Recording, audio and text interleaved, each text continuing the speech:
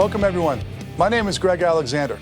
I am the CEO of SBI, a sales and marketing consulting firm committed to helping you make your number. You are watching SBI TV.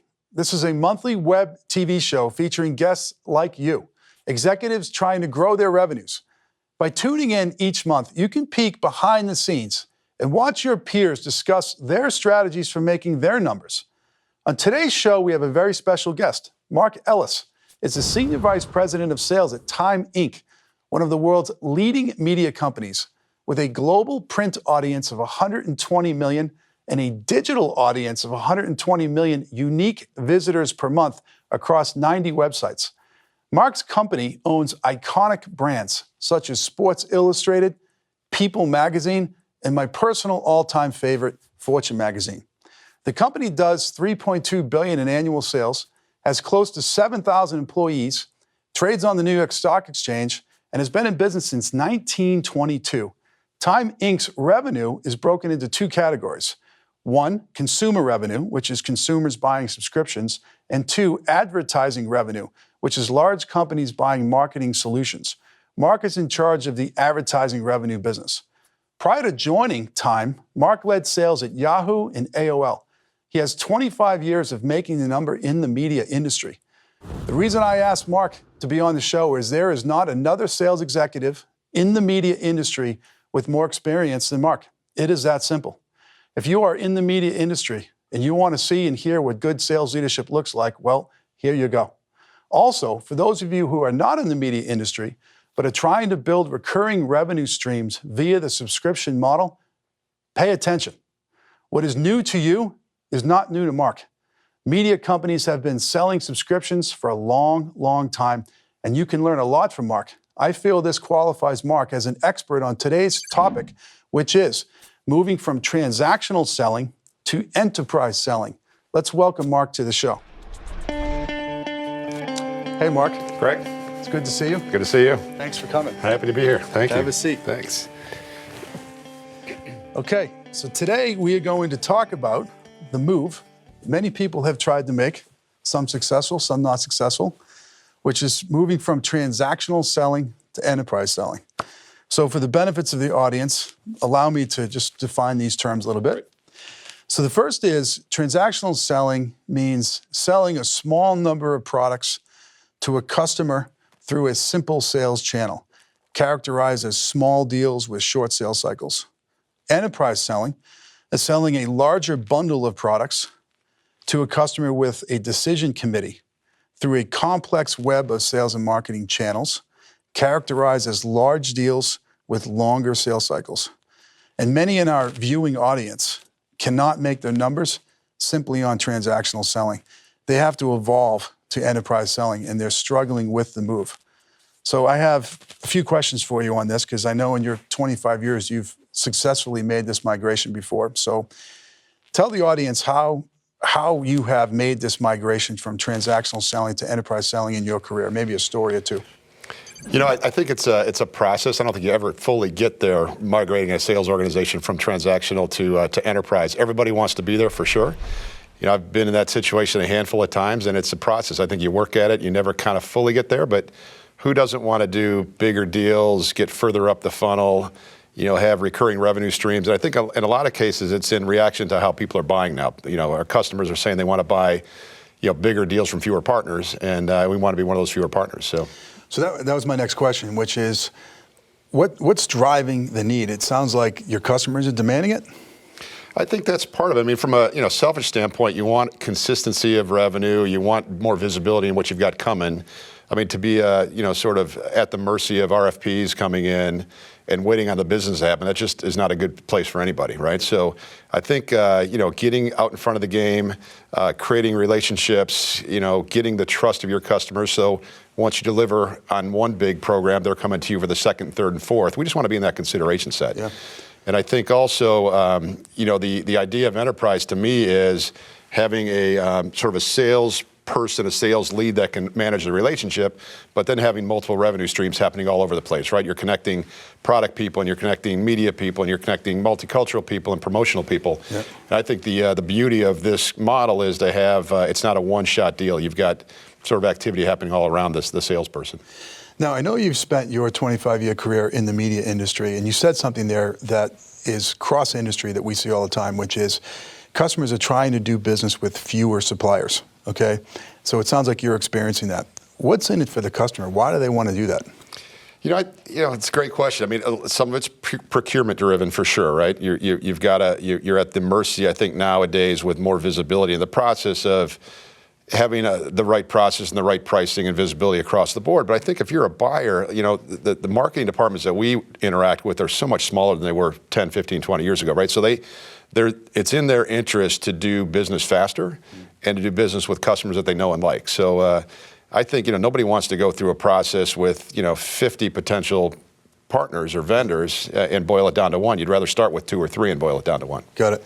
So procurement's driving it because if you can concentrate the spend across fewer vendors, you get better deals. That I makes think sense. so, yeah, for sure. And there's familiarity too, right? When you gain some trust and you know who the team is that's working on your business, they understand your business better, in this world where categories are more important and industry insights are more important, to work with a known commodity, I think is a great place to be. Yep.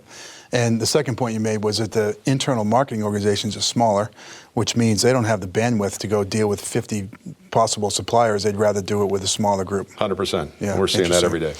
So when you've made this move from transactional selling to enterprise selling, whether it was at Yahoo, AOL, or now Time, what are the primary obstacles? So, structural for sure, right? There's a situation when you're moving from, and every company that I've worked for is kind of representing multiple products, right? So we've got lots of lines of business, and that's a lot of mouths to feed, right?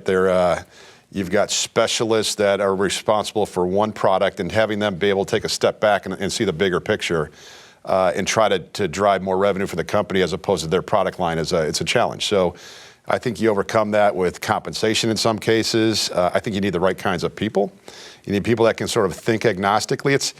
It's a balance, right? You've got sort of specialists, generalists. You're always in this balance situation. I think if you lead too much with the generalist side, you don't push the products that you need to push. And if you lead too much with the product side, you're doing your clients a disservice. So I think it's like I said earlier, it's a work in progress, and a lot of things need to come together to make it work. Yeah. So some suggestions that you made there, which is maybe it's a different type of salesperson or sales manager. So when you make this move, you really got to look at your team and say, if I have a group of transactional sellers, can they become enterprise sellers? Can I teach them how to do that? Or am I better off just bringing people in from outside the company that know how to do that? Yep. And then the reward system, the comp plan, right? So the comp plan is you signaling to the team what you deem to be important. So if you deem enterprise selling to be important, that needs to be reflected in the comp plan. Absolutely. Yeah. And so I think your leads, right, you want them to be as agnostic as possible, be as client-focused as possible, and really try to drive solutions regardless of what the product set is. And what we've done over the last couple of companies that I've been at is compensate those lead people on every piece of revenue that comes in from a partner, right? Whether it doesn't matter on product line, doesn't matter on platform, they get paid on everything. And then the specialists are obviously trying to sell their products, and to get those two groups working together better, there's got to be some kind of a skin in the game for a product specialist to be compensated on the overall success of the account. So we've been tweaking with comp plans and trying to get that driven through. And like you said, you got to get the right kind of people as well, and you got to get people to buy in and understand. And once you get a win, right? If you're a salesperson, you get a win, and you land an elephant, and it's recurring, and it's press-worthy and all that kind of thing, it starts to take off, and everybody else wants to do those programs. I'd like to do that again. Yeah, totally. Exactly. Winning makes all things easy, That's right? right, sure does. Hey, curious, do you subscribe to the SBI magazine? Absolutely. Something that you said there, which is how buyers are changing and bigger deals are happening. This edition of the SBI magazine features on it Dr. Mark Boxer. And Dr. Boxer is the Chief Information Officer of Cigna, one of the largest healthcare companies in the world. And in this article, which is titled The New Buyer's DNA Decoded, he talks about how he has a $1 billion IT budget. So every year he spends $1 billion on hardware, software, and services. And as a result of that, most of the world's vendors, technology vendors in this case, call on him with their best sales teams. And he is consolidating spend. He's going from doing business with lots and lots of people to doing business with a small amount of people. And he spells out in this article that if you want to enterprise sell him, how to go about doing it. I encourage all of you to check it out. You can do so by going to salesbenchmarkindex.com/the SBI magazine.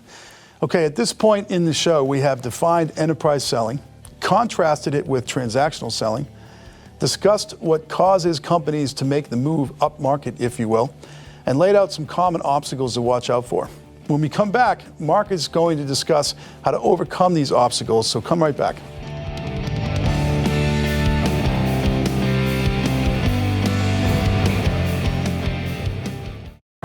This is not a table. It is a stage where your performance is measured in numbers. If you reach them, you get an encore. If you don't, it could be curtains. That's why you need the well-rehearsed, proven sales and marketing strategies of SBI.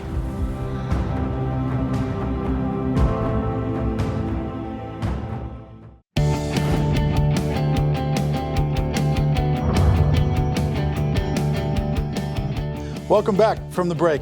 My name is Greg Alexander, and I'm the CEO of SBI, and you are watching SBI TV. I am joined today by Mark Ellis, the Senior Vice President of Sales at Time Inc.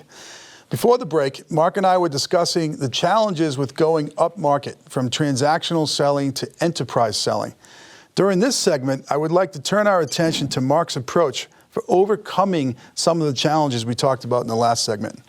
So Mark, let's pick up where we left off if we can.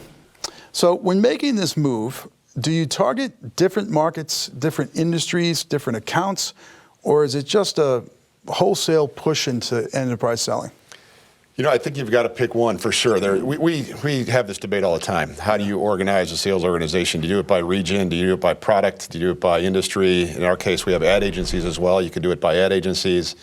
For me, the most successful experience has been organizing around industry, client industries, right? You bring the tech and telecom industry, the autos industry, or the CPG or retail. I've done that a handful of times now. It seems to, listen, you've got to execute regardless of how you organize. But I think your best chance of success is when you organize around industries. You can bring expertise in there. If the idea is to get upstream and solve problems and bring insights into the equation, I think you need that expertise. So. Yeah. I mean, how do you bring something new, a new idea to somebody if you don't understand the industry? Completely. Yeah, right. Now, in terms of the product portfolio, right? So when you go to enterprise selling, do you have to change what you offer to your clients, or is it just a new packaging of the old stuff?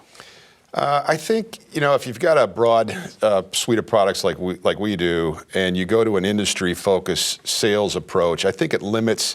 Obviously, you don't have to bring the whole portfolio in anymore, right? Because I'm focusing on solving a problem in the automotive industry or the CPG industry. All of my products and services don't apply anymore, right? So it kind of sort of self-limits itself. So I think the salesperson, while they're being agnostic, doesn't need to have that breadth and depth of product knowledge that they would if they're selling, everything to everybody. So if you think backwards from that, right? So if now I'm an automotive specialist, okay, and I'm dealing with automotive companies and agencies that represent those companies, by definition, I now have a product suite that applies to that industry, right? So does that help the product team, the people that are coming up with the offerings, or does that make their life more difficult? I think it absolutely helps. Like to get that ground floor, input from the field. Yeah. So we've got it's a two-way street, right? We've got salespeople and marketing folks coming in off the field saying, "Hey, we're missing the boat here. We've got a hole in our portfolio, or we've got customers that are migrating this way and asking for these kinds of products. Can you go build those for us?" So I think that closed loop, the input coming up the field is critical. Yeah, which is an added benefit of that, right? Completely. Yeah. Now, in terms of front-end lead generation, right? So you make this move to enterprise selling. Are you still generating leads the same way, or is it a different lead generation approach? We don't have, I would say, a great lead generation approach. Most of the business that we do are with current customers, right? Mm-hmm. So, but that said, when you're into an enterprise selling operation, I think the idea is to go deeper and wider inside the companies that you're calling on. So, even though Procter & Gamble is a customer of ours, and we're walking in the door selling to a buyer, there's 50 or 100 or 200 buyers at that company we can spread out. So I think the lead gen kind of happens from the sales people, and it happens from them going wider and deeper inside of companies. Okay. So I guess by definition, it really doesn't change because it's still the salesperson who's responsible for generating the leads. And in your business, which makes sense given who you guys are, you're doing business with pretty much everybody. Yep. So it's a question of going wider. Yeah. Okay, interesting. So let's kind of move along the continuum of sales excellence here. So we've talked about people, comp, lead gen, organizational models, product. Let's talk now about the sales process or the sales methodology. If you have a transactional sale, it might be 2, 3, 4, 5 calls, maybe a month of time, simple sale. If you have an enterprise sale, this could be 6 months, 9 months, 12 months, probably a whole complex set of decision makers that you need to call on. So is there a need for a new sales methodology when you make the move? No question about it. I think you also have internal challenges, right? Because you're pulling together a lot more resources internally to get that solution built. So, the more influence you can create at a buying company, the more relationships you can have, the more pre-sales you can do, and also the more information you can gather, right? Because, if you're getting it from one source or two sources, and you create a great solution and come back and find out that you've actually missed the mark, because there's 5 other things in play that you didn't know, that hurts, right? So I think the approach, again, you got to go wider, deeper, create more relationships, get more information coming in. But then for us, pulling our internal teams together to ideate and come up with the great solutions, things like that, is a different. I'm not going to one person saying, hey, give me a solution. I'm going to multiple people and creating new solutions in a lot of cases. Okay. So there is a need when you make this move for a new sales methodology. Absolutely. Because it's wide and deep. Yep. Right. All right, let's talk about the org chart. So is this a situation where, I guess you would still operate, so in your business, I don't want to put words in your mouth, in your business, do you have both? Do you have one sales org that handles the kind of low-end transactional stuff and another sales org that handles the enterprise stuff, or is it one org chart? How does that work?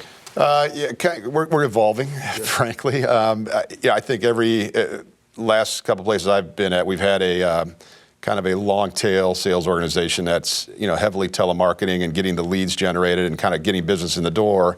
And at some point, you turn that over to to your enterprise sales organization to grow those pieces of business. We're in a situation now where we're very decentralized. We've got multiple brands, right? So I've got sales teams from 26 different parts of our company calling on the same customer, and I've got a group in the middle that tries to coordinate that activity. So I think the way I think it's got to go just in response to how people are buying now, more central.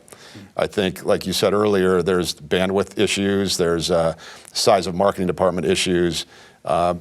Customers don't have time to talk to 26 people. They need to talk to one person. They need a solution, right? So, but I think the org of the future is a lot of dotted lines. I think it's somebody that owns a relationship and has the ability to pull in the specialists when needed, and has the ability to swarm around an opportunity, with a lot of different kind of minds and products and people and thinking, and come up with a great solution that way. So 26 people calling on one account, not one person in that account, probably different people?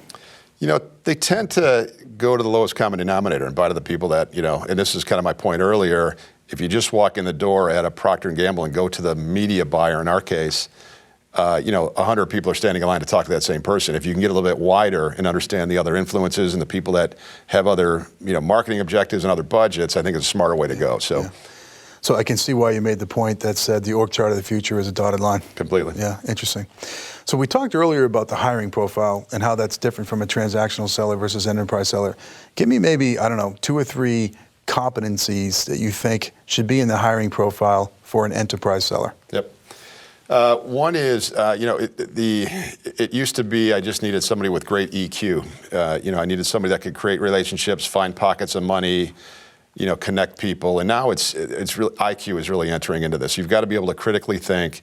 You've got to be able to create the start of a solution before you sell something. It used to be in the old days, you walk in off the street, I just met with a customer. Here's the problem, go find a solution for me. You've got to have that solution already halfway baked as you're coming out. I think one of the competencies I look for is somebody that's super curious about the business they're working on and lives and breathes, the accounts that they work on. If I've got somebody who's calling on an automotive company, for an hour on a weekend, go visit a dealership and talk to somebody there. Buy a share of stock in a company that you call on. Read the 10K, read the annual report, buy the products. It's to be curious, to give you a step ahead. Amazing, right? I had a call down at Neiman Marcus 6 months ago or so, and I'm not a Neiman Marcus shopper, obviously, but I went in and I spent a couple hours in a Neiman Marcus store the week before I went down there, talked to a sales associate, asked about what kind of customers they have. Just in prep for the sales call. Just what do you do? What do you sell? How do you sell? How How are the customers different? I mean, it just made the call go that much, credibility-wise and solutions-wise, it just makes it go a lot better. So for me, one of the main competencies is I want somebody who's curious, is going to dive deep on the book of business they work on. Interesting.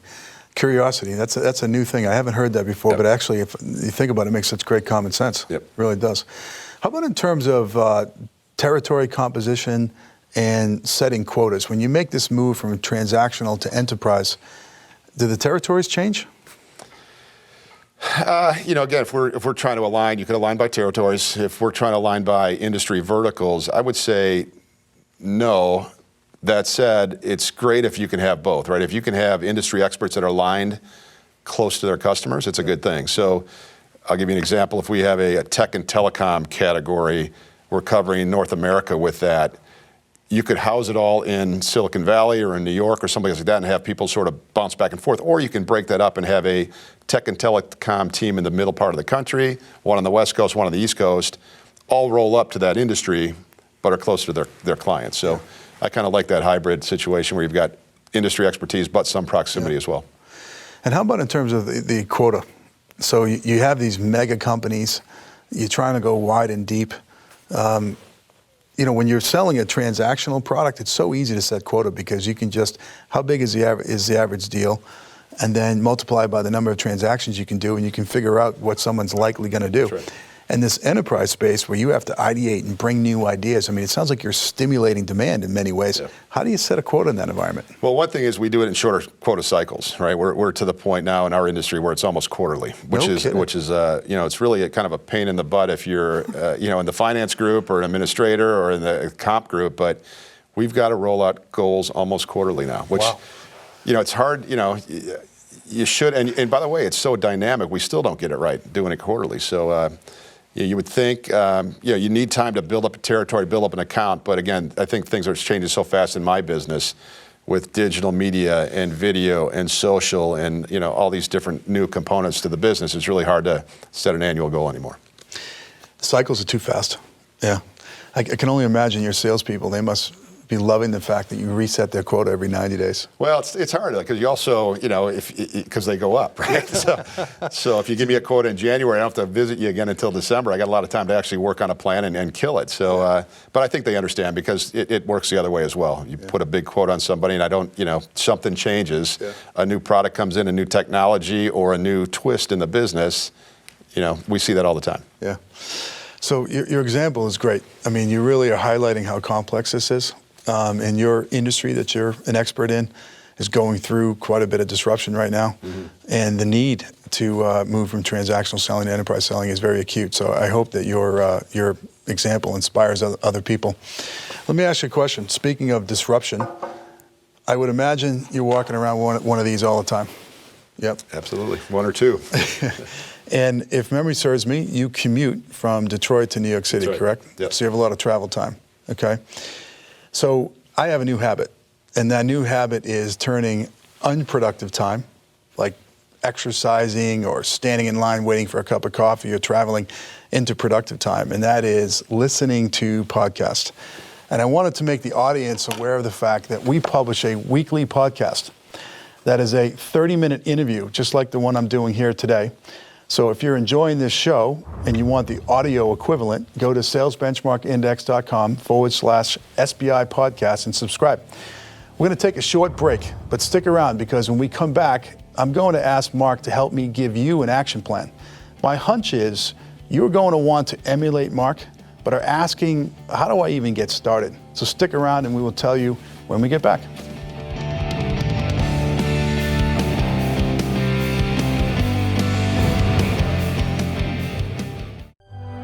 Your finish line is your number, and the only way to reach it is to make certain everyone is pulling their weight and headed in the same direction. That's why SBI uses proven techniques to bring everyone on your team on board with successful, standardized sales programs, enabling victory at the turn of every quarter.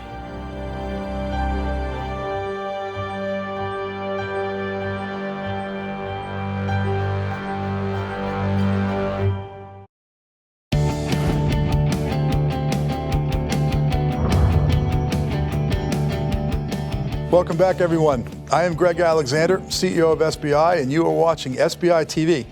Today, my guest is Mark Ellis, the Senior Vice President of Sales at Time Inc.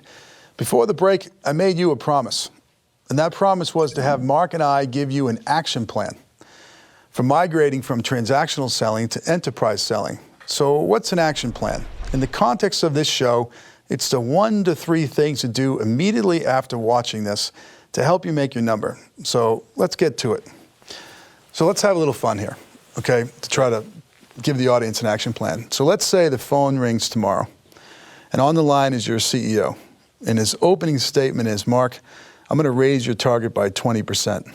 In a week, come show me how you're going to get there.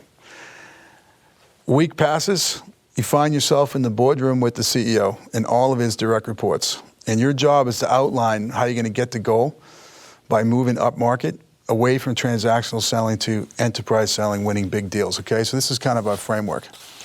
So the first thing you have to do is explain to that audience what you plan on doing first. So what would the first move you would make when going from transaction to enterprise selling? I think the first thing I would do is try to explain to my CEO, who you absolutely need buy-in from, CEO and CFO, is that the market's changed and people buy differently. And you've got to get them buying in and believing that. And your company does a lot of the benchmarking, get other data that kind of shows, or even customer testimonials that would show that, listen, I would buy more from you, or I'm consolidating my buy. Like, you've got to get people understanding that. Yeah. Next thing I think you do is, you've got to do some segmentation to figure out who your best, most important customers are. And we do this on a pretty ongoing basis, right? It's not only your biggest spenders, it's the biggest potential spenders, it's your competitors' biggest spenders, it's companies you think may migrate from another channel into yours. So you've got to figure out a way to, and maybe a start would be to take the top 25 customers or the top 50 or the top 100 and create a different way to go to business with those customers, right, before you roll it out to the rest of the company. Yeah, very good. So convince the executive team with proof, verified proof that the buying behavior has changed, and establish a need to go to enterprise selling. And then do some segmentation and maybe slice off a piece of the organization and roll it out there first. It's good advice. Yep. One of the challenges that I see with this sometimes is that, you're being asked to make this move in our use case here, but you can't do it alone, right? There's other people in the organization that support you that have to be set up to do this. Right. You might need help from the finance department to approve certain terms, or maybe you need help from the legal department, who knows what. So then how do you get the rest of the organization to play ball? It's kind of a one at a time, I think, tin cupping situation. Actually, people generally, if you're crushing it, there's not a problem, right? It's usually the CFO kind of leading the charge for change. And in my situation, it's been kind of getting support and getting people thinking, like-minded people from different functions thinking the same way. Our business operations group is a great first step because they're the ones that are helping with the segmentation and the goal setting and, creating some of that industry knowledge that helps you make that decision. You need support from marketing and insights, right? You've got to get them on board as well. You need a couple of key sales leaders that buy in and understand, the ground floor needs that need to happen to make a change like this. So I think it's a lot of, pulling a small team of influencers together. Mm-hmm. And then it's, then like I said earlier, you got to show a win. Yeah. You show a win, then you celebrate that win and you merchandise and market that win like crazy. And over time, you go from the 25 accounts, maybe it's 50, maybe you grab a few more people and you get up to 100 and you kind of roll it out that way. Yeah, got it.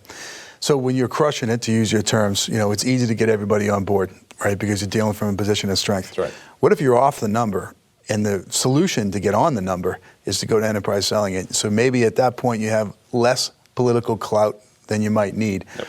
Is it the same approach? Yeah, it's a scary proposition, right? And to me, it's just a matter of time, right? It always, in our, all of our businesses, it always comes back to customers and revenue. Like, companies get distracted and it's, hey, we're running down a product path over here, or we're reorganizing, or we're going to buy somebody, or it's about press and PR. But fundamentally, it always comes back to customers and sales. And when, if it's not this quarter, let's see what happens to the numbers next quarter, and that'll kind of add the urgency around it. So I think it's the same plan. The timing's got to be right as well, right? Yeah, okay. All right, so then you come out of that meeting, the CEO's bought in, your peers have bought in. Now you got to go sell the concept to your team, right? You got to sell this down. How do you do that? So I would say that if you've got a team, I think a third of the people are probably already there before you have the conversation with them. A third of the people get that the market's changed, get that they need to be doing something differently. I think a third of the people will probably be willing to learn and open and receptive, maybe with a little bit of feet dragging. And I think a third of the people are just not going to get there and are going to have to be replaced with folks that understand this kind of enterprise selling, agnostic, customer insight-driven solution, sale. So I think you've got to look at the team and you've got to try to assess who will get on board with this and who won't. Yep. That's it comes back to talent in a lot of cases. Yeah. I'm sure we're going to talk about that more. You're going to be talking about that more later on today. But that's the first start is, I think, really understanding who believes, who doesn't, and who's going to make it and who won't. It's interesting. You said a third of the people are already there. So that really jumps out at me. So let's call that group the A players, if you will, the top producers. They typically have spotted the market move. Yep. Before the company has, and whether it's a formal process or not, they're probably already behaving that way. That's right. Yeah. And which is great because you want to show some wins, yep. And maybe that's a source pool for wins that you can go merchandise. Yeah, and I think in a lot of cases they're doing it without the processes in place, right? It's just innate. You understand that customers are buying differently. You understand that you need insights. You understand that you need to go deeper and wider at companies. Yeah.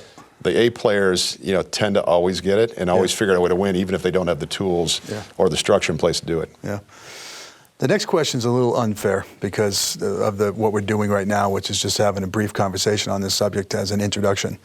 But we now want to take this and turn it into activities, right, and make it real. People can do these things daily. And this pulls in the role of the sales manager, right? That sales manager is the connective tissue between your strategy that you formulated with the CEO and the feet on the street. They have to turn that into activities. So how do you do that? How do you get them to translate strategy into execution activities? There's a school of thought that says don't manage the activities, right? Mm-hmm. It's manage the outcome. Yeah, manage the outcome, exactly. So I don't know exactly. I think certainly your sales managers need to buy into what you're doing, understand that. I think there's some new types of behavior that need to happen. There needs to be more, I think, ideation and larger conversations about moving big chunks of money and doing big deals versus managing to sales call volume or whatever. I think it's another activity I think we found successful is to you're allowed to have calls with customers where you're not trying to sell them something, right? You're allowed to sit down with customers and talk to them about, listen, what's changed your business? What could we be doing better? What are some of the challenges you're facing? Like to have some of these, more informative, broader discussions, that will then lead to sales opportunities down the road. I think you need to have more and more of those because you get, when the pressure gets on and you're grinding to hit the number and you're operating transactionally, you forsake that, right? Yeah. So I think to be able to pull yourself back and get with customers and have that broader conversation is a great thing to do as well. So I love what you just said about manage the outcomes instead of manage the activities because our topic today is enterprise selling, right? So enterprise selling are long sales cycles. And it's almost a waste of time to manage the hundreds of activities that happen along the way. As long as everybody understands the goal, the objective, and manage to that outcome, right? That's such a better approach to enterprise selling. But you got to be seeing some wins along the way. It's tough for a CFO to say, listen, you're not showing me any sales call reports, you're not showing me any close ratios, you're not showing me, dinners, lunches, and everything else, and I'm not seeing the number move. Yeah. Right. It's hard to say, trust me. We've got the right people on board, and we're enabling them now. We're selling in a different way, and it's a little longer sales cycle. Yeah. It's scary. Interesting. Well, listen, we're at our time window, but your experience is something else. It really is. I love the fact and how you went from AOL to Yahoo and now Time, and you're in the thick of this. I mean, you were a perfect guest for this topic because of everything that's happening in your industry, and most of my clients. And the people that are watching the show that aren't even my clients, they're not going to be able to hit their number if they can't figure out enterprise selling. And why? It's because people like Dr. Boxer, people like your customers, they're consolidating their spend against a smaller number of vendors. And they want to be called on differently. Yep. And that's what enterprise selling is about. So thanks a bunch for being on the show. Absolutely. Glad to be here. All right. I would also like to thank you, our viewers, for tuning in. If you enjoyed this show, I suggest you subscribe to SBI TV at salesbenchmarkindex.com/TV, or you can find us at our YouTube channel, which is just SBI YouTube. We have some outstanding guests confirmed for future episodes that you will not want to miss. So until then, I wish you the best of luck as you try to make your number.